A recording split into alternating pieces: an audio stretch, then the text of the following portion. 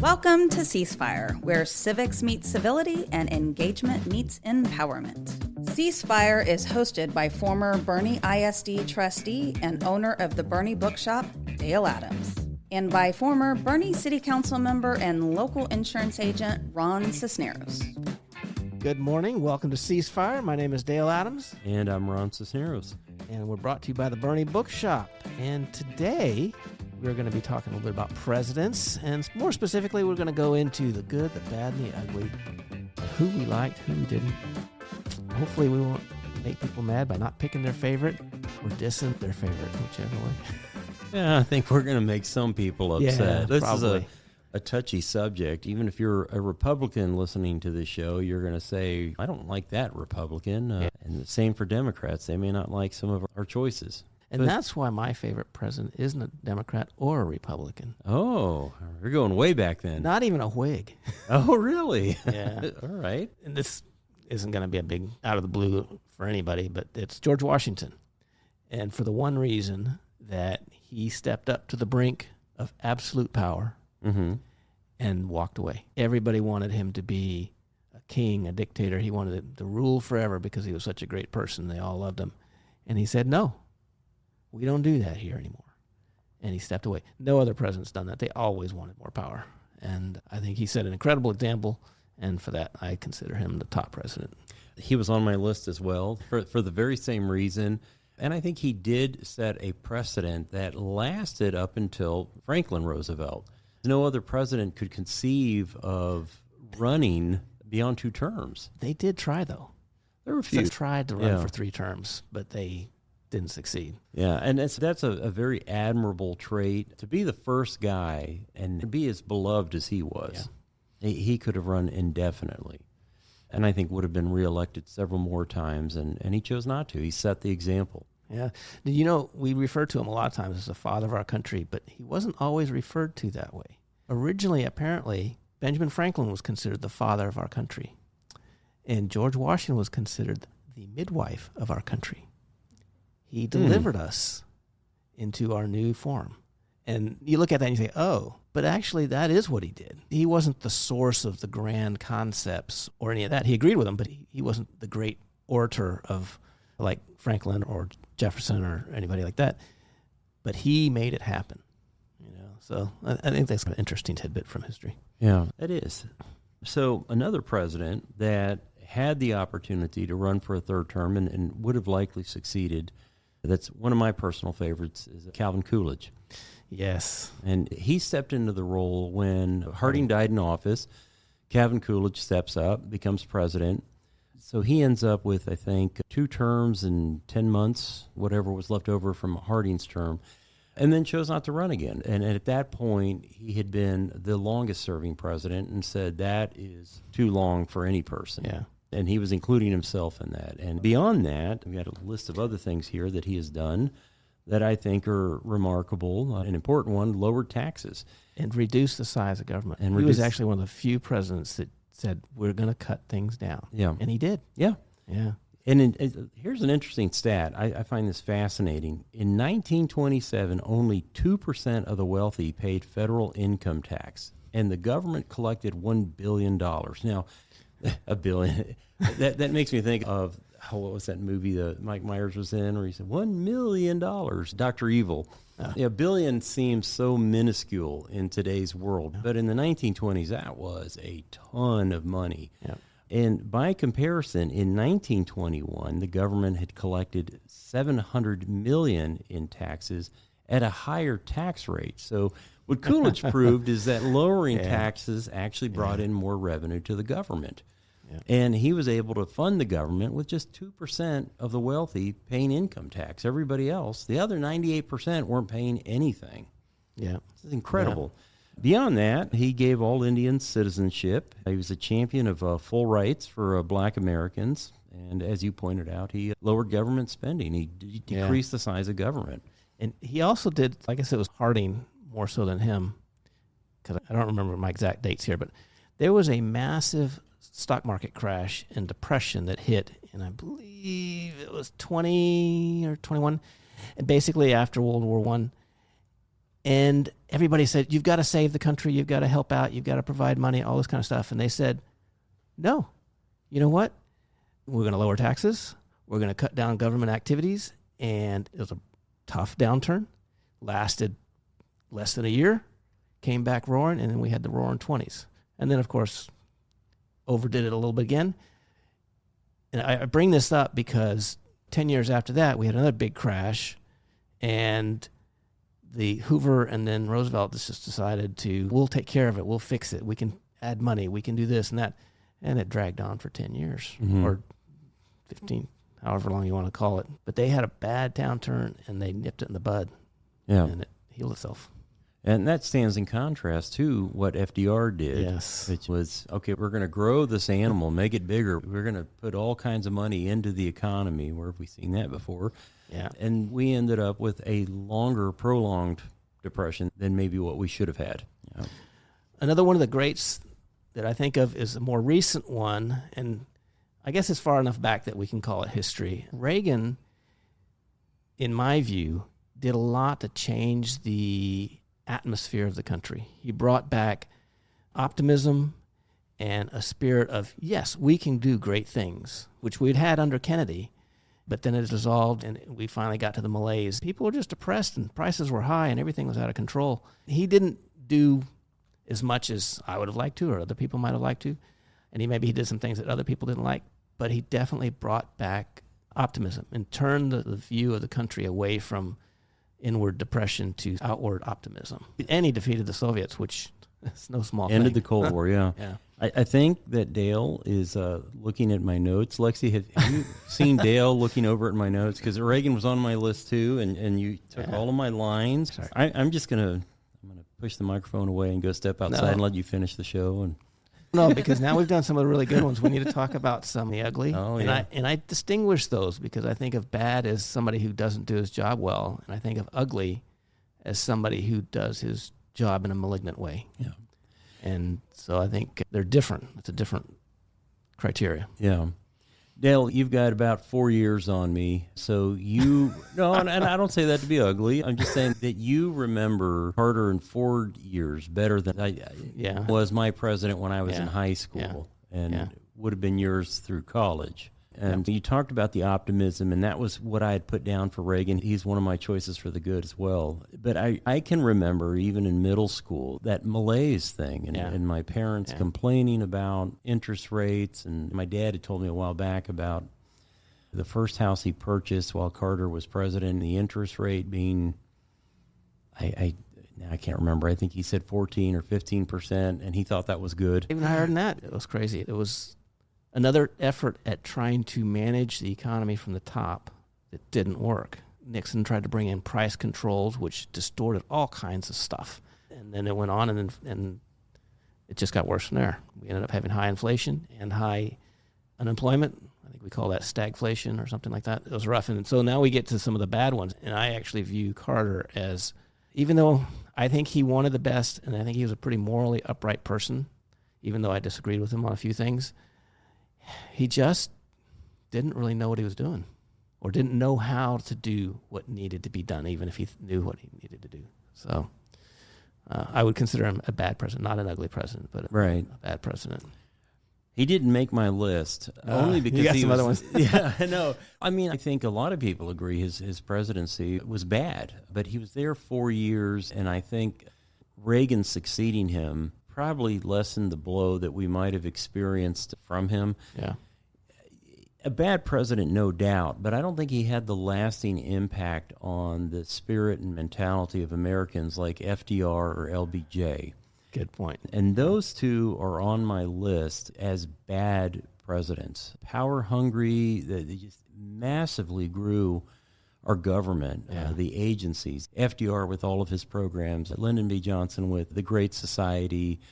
To this day, we have people that speak about Medicare as their right.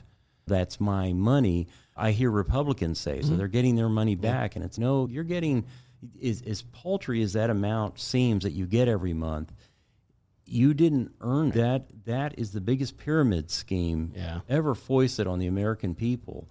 And it is a tax on the young and the unborn, really, because there are people that are not yet born that will be paying that so that senior citizens can collect health care. And boy, I'm really going to get crucified when I walk out of the show, but it's the truth. And I hate that sort of thing. Slightly off subject, the city of Boerne is going to increase your garbage collection fees here shortly, but they're offering a 10% discount to the older people, right, to 65 and older.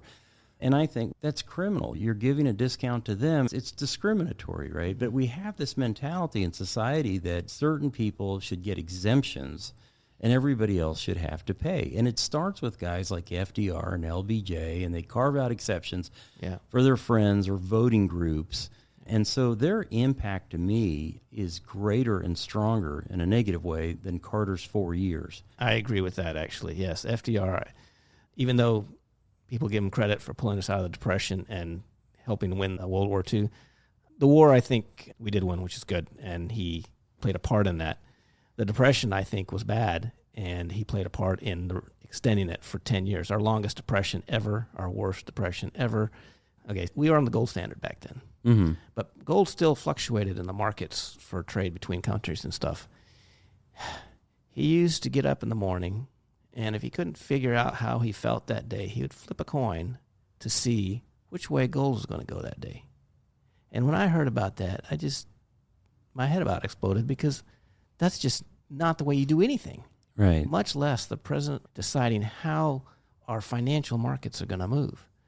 And so I just had to throw that little tidbit out there because it was so capricious, and it was such this top-down governing of everything. He told people they couldn't grow food to eat because that would prevent them from buying it from somebody else. And it's just absurd. Yeah. And he's not the first, but he's certainly one of the more prominent American presidents to really dive into that cult of personality thing, where people start to see him as more than a president. And there's an arrogance in that idea that only he can be president at that time, and so he needs to run for a third term. And a fourth term when he knew that he was on death's bed, but not unlike our current past president, who felt like he was the only one that could beat Donald Trump. The arrogance in that is just astounding. Arrogance among presidents is probably very common.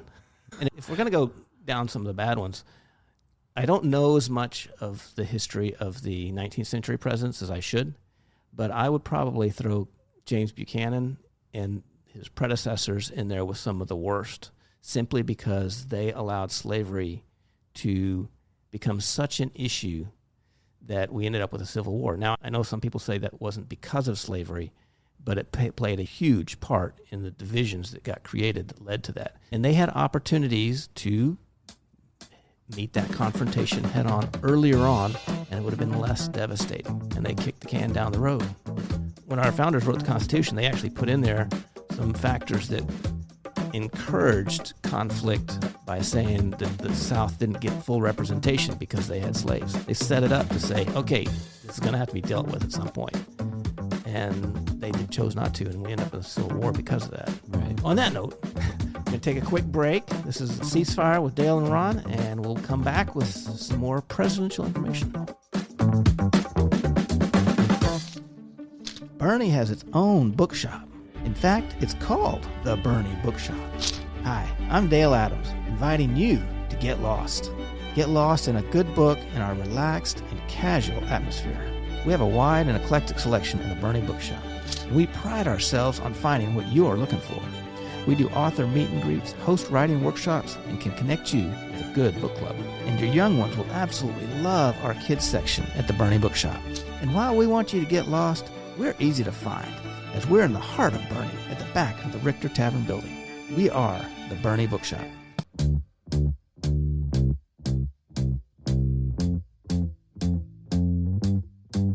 Welcome back. This is Ceasefire with Dale and Ron. We're talking about some presidents, and Ron is accusing me of dominating the show and all this kind of stuff. You can dominate.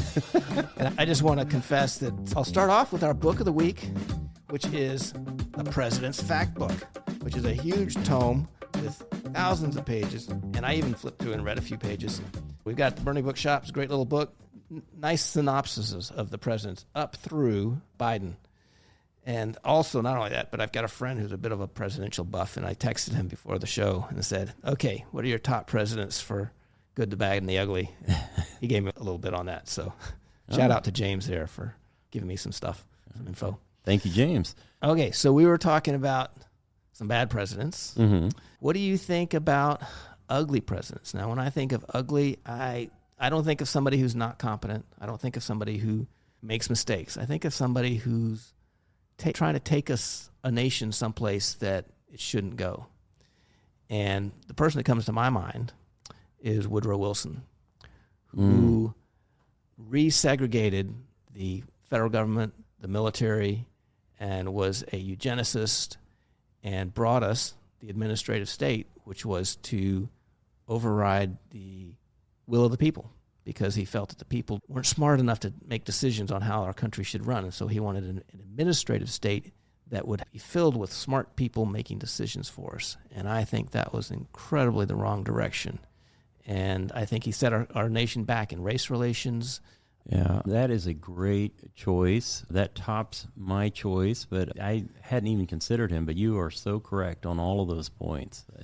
I would move him to the top of the list as well. For ugly, I had LBJ under bad presidents, but I had him under ugly too, because he was a mean scoundrel, and I didn't much like him for just numerous reasons. I'll go back to his days as a state senator here in Texas, and the stolen election down in Duval County with the missing lockbox that showed up hours after the polls had closed. Yes.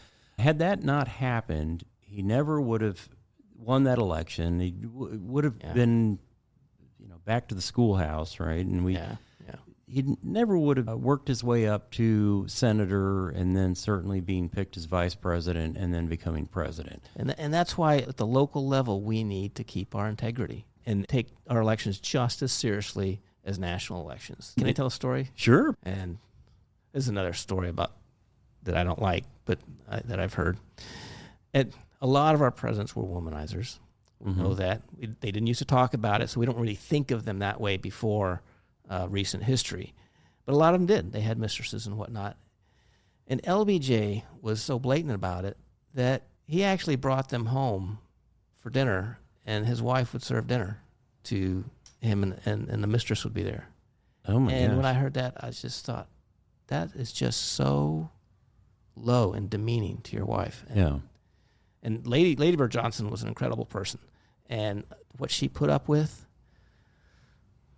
astounds me. But there are other stories too about things like chairs. He would set up chairs so that his chair was set higher than the other chairs around him, and so that when people would come in, they would feel subordinate to him. And I, as a councilman, got to experience that once, and I won't share the story, but there was somebody who asked me to come into their office, and they had their chair lifted higher than my own. They purposely sat me in a chair that sat really low. Oh, wow. And this is not somebody on the council. This was in a different elected office, but they pulled that, and I immediately thought of LBJ, and I was, this is childish. But it was a power play. The person that I chose is the ugly president, and I'm not sure this is fair because I'm not really sure how much in charge he was, but it's our last president. It was Biden. I think we went backwards many years with him. Race relations went backwards. I think the economy went backwards. Inflation went in the wrong direction. Our standing in the world went backwards. But in fairness to him, I don't honestly know if he was in charge. I have my doubts. We haven't discussed the empty chair presidents, have we? No, we haven't. Now, on the surface, I might agree with you on that, but I think it's too close to us to sit there and compare him to other ones. Reagan, I think, is probably the most recent one I'd be willing to compare at a historical level. Right. Simply because emotions are raw with the recent elections, and we remember a lot more about the day-to-day things that happened than we know about what happened under Andrew Jackson, who I would consider one of the ugly presidents because he just used to swear at people, and if somebody disagreed with him, he just called them all kinds of terrible things. And he did a lot of things, I think, for Indian relations when he was in office, which I found reprehensible. And he had an opportunity. I think he could have done a lot for the Native American community as far as integrating them into our society, and he chose not to. Yeah. And so I think that set our country on a bad direction in general. I think attitude, you were talking earlier about Reagan and the optimism that he brought in, and I think that plays a lot into our interpretations of who's good and who's bad. And you can ask most Republicans, and they will tell you that they admired JFK. Yeah. When he would get up and speak and talk about going to the moon, he just had a way of lifting you up. And so I was preparing for the show and thinking, okay, let's try to make sure that we don't put all the Republicans in on the good slot and all the Democrats in the bad slots. I do want to. Sorry. Yeah, no, well, I did it. I did that, but I thought about JFK and I'm thinking about Reagan, and I thought, okay, as a Republican, so I'm just going to let the world know here on the air today, I'm a Republican, right? But as a Republican, I admire JFK. Don't agree with everything that he did. And so now I'm going backwards because I'm talking about good presidents, and we're on the subject ugly, but I do want to mention him as a good one. I agree with that, actually. I think he ran up against what today we might call the deep state. At the time, I don't know what they called it, but he ran into a lot of conflict with agencies within his own government.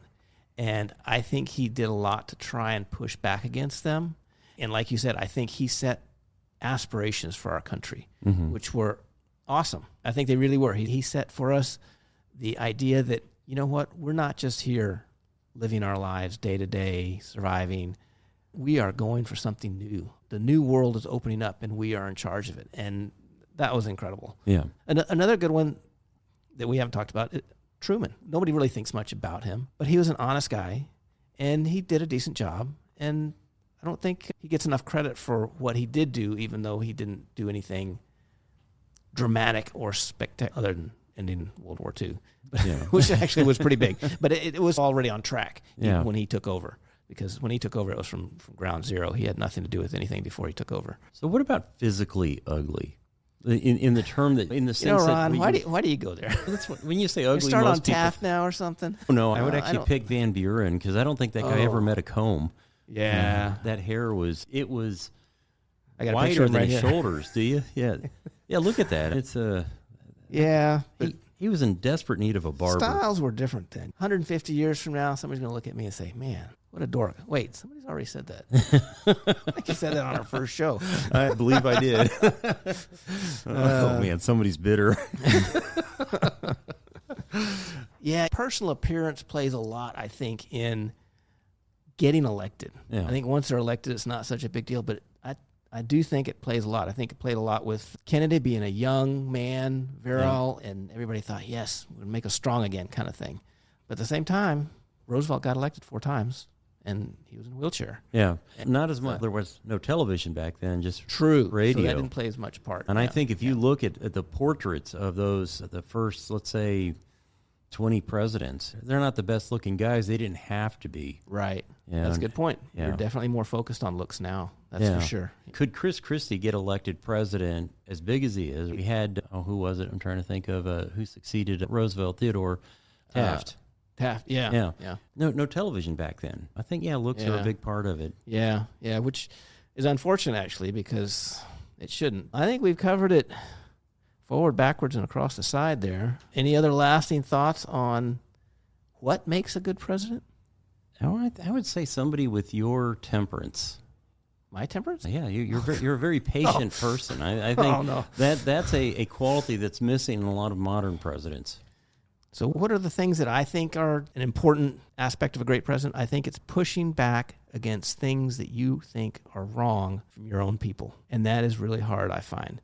Because people that you agree with and you're close to and you like, when they're wrong, they're saying something wrong, it's hard to say, no, you're wrong. I disagree with that. Mm-hmm. That's tough. Yeah. Hey, folks, if you like what you hear on the show and you want to get some more of it, Dale and I would like to invite you to Whiskey and Wisdom, a new book club that started late last year, and we meet every other month. And that would be the third Thursday of February, April, June, August, October, and December.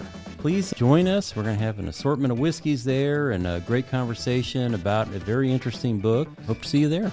Thank you for listening. This is Ceasefire with Dale and Ron. And if you missed any of it, you can go check out our podcast at bourneyradio.com, and we will see you next week. Boerne has its own bookshop. In fact, it's called the Boerne Bookshop. Hi, I'm Dale Adams, inviting you to get lost. Get lost in a good book in our relaxed and casual atmosphere.